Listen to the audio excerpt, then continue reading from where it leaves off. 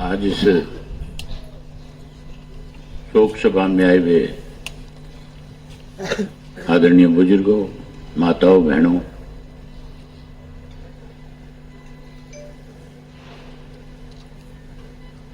आज हम सब लोग एक ऐसे साथी की शोक सभा में उपस्थित हुए हैं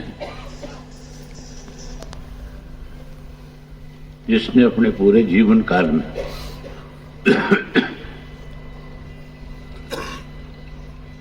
आम लोगों के प्रति सहानुभूति रखी। उन्होंने न केवल राजनीतिक तौर पे लोगों के साथ अपने अच्छे संबंध बनाए, बल्कि सामाजिक जिम्मेवारियां भी बहुत बड़ी बड़ी उन्होंने निभाने का काम किया।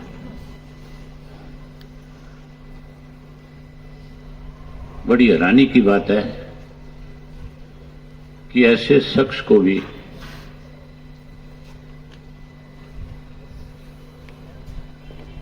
केवल अपने साथियों को राजनीतिक तौर पे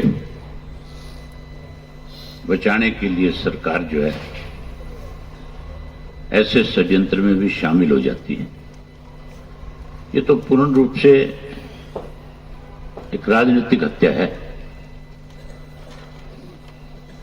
मैं इसको इसलिए राजनीतिक हत्या कहता हूं क्योंकि उनका किसी के साथ कोई ऐसा द्वेष था ही नहीं जिसकी वजह से कोई इस तरह की नौबत आई। आपस में राजनीतिक तौर पे तो ये ठीक है कि एक दूसरे के सामने चुनाव लड़े जाते हैं, अपनी अपनी पार्टी को मजबूत किया जाता है, लेकिन उन्हें तो 6 महीने पहले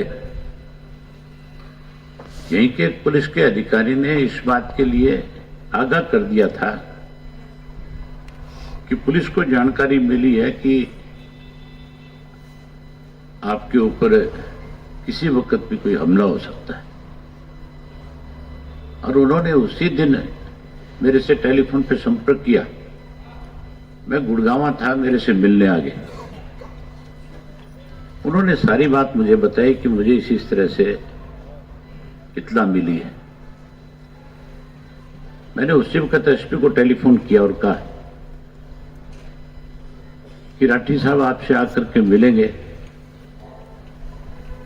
इन्हें आपके ही डिपार्टमेंट के लोगों ने आगाह किया है कि आपके ऊपर साजिश के तहत कोई हमला कराया जा सकता है, तो आपकी जिम्मेवारी बनती है कि आप इनको सुरक्षा प्रदान करें, और जिस किसी ने भी इस किस्म का षड्यंत्र रचने का काम किया है उसकी जानकारी हासिल करें। ऐसे लोगों के खिलाफ आप सख्त कार्रवाई भी करें।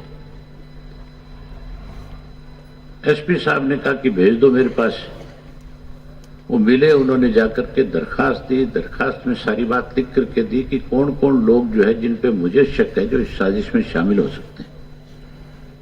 बावजूद उसके भी पुलिस प्रशासन ने कोई कार्रवाई नहीं करी, ना उनको कोई सुरक्षा प्रदान करी। उसके बाद मैंने उनसे कहा कि आप चीफ मिनिस्टर से मिलो, मैं समय ले देता हूं। होम मिनिस्टर से मिलो, सीआईडी के चीफ को बताओ, डीजी को लिखो। उन्होंने सबसे मिलकर के सारी बात बताई, और बात बताने के बाद जहां सुरक्षा प्रदान करनी चाहिए थी, सुरक्षा प्रदान करने की बजाय उनके लाइसेंस रद्द करने के नोटिस दे दिए। इससे और ज्यादा शक के दायरे में सरकार आ जाती है कि केवल राजनीति के सरकार के शिकार हुए। आज मुझे जो जानकारी मिली कि जो हत्या में शामिल लोग थे उनमें से 2 लोगों ने कल रात को सरेंडर किया है। परतें तो सारी खुलेगी, पता हर बात का लगेगा, लेकिन इसके लिए अगर कोई जिम्मेवार है तो फिर मान के चलो सत्ता में बैठे लोग हैं, सरकार में बैठे लोग हैं। सरकार इस हद तक जा सके ये कभी सोचा भी नहीं था। अगर सरकार जिम्मेवार नहीं होती तो फिर जिस दिन सरकार के खिलाफ इस बात को लेकर के काम रोको प्रस्ताव विधानसभा में दिया गया तो सरकार की तरफ से किसी एक आदमी ने भी इसके ऊपर किसी और को जिम्मेवार ठहराने के बजाय मौन साध दिया। उससे भी साबित होता था कि ये लोग शामिल हैं। और मैंने भी जब ये सारी बातें रखी तो कोई जवाब नहीं मिल रहा था। आज ऐसा लग नहीं रहा कि वो हमारे बीच में नहीं है, लेकिन हमें ये बात स्वीकार करनी पड़ेगी कि आज नहीं है। उनके प्रति हमारी सच्ची श्रद्धांजलि एक ही है। इंडियन नेशनल लोकदल परिवार का हर सदस्य हमेशा परिवार के साथ रहेगा।